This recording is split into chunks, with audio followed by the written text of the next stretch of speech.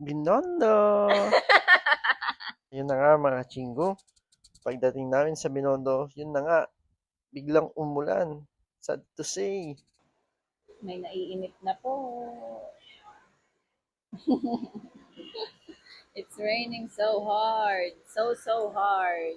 So, yung ginawa namin, bumili muna kami dito sa Veggie Select ng mga kakainin namin tulad nung xiaolong bao, sausage, fish cake, tsaka nung tart, pati nung iinumin namin na Sugar cane.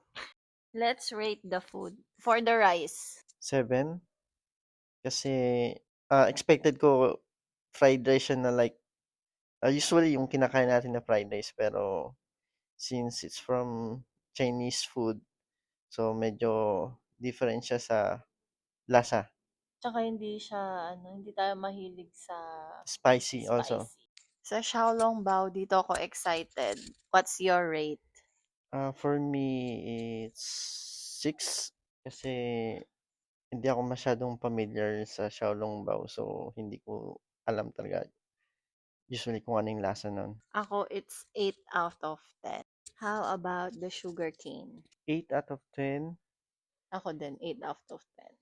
Hindi naman siya yung typical na sobrang tamis. Tama lang yung tamis niya. Ang galing lang ng pagkakagawa ng sugar cane, no? Literal tubo. Yes, literal na Di to. ba, no?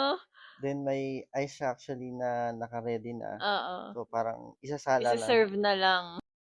Sa sausage, 10 out of 10 kasi masarap talaga, malinamnam yung sauce niya. Ako naman, 8 out of 10. Second to the last is yung fish cake. Hindi tayo fan ng fish cake eh. No, we're not fan. We're not fan. Pero sa mga fan ng fish cake, magugustuhan nyo. Last but not the least, yung tart. It's 9 out of 10 for me. Yes, same with me. 9 out of 10. Pero overall experience, it was fun. How about you? Worth it. Price are very budget friendly.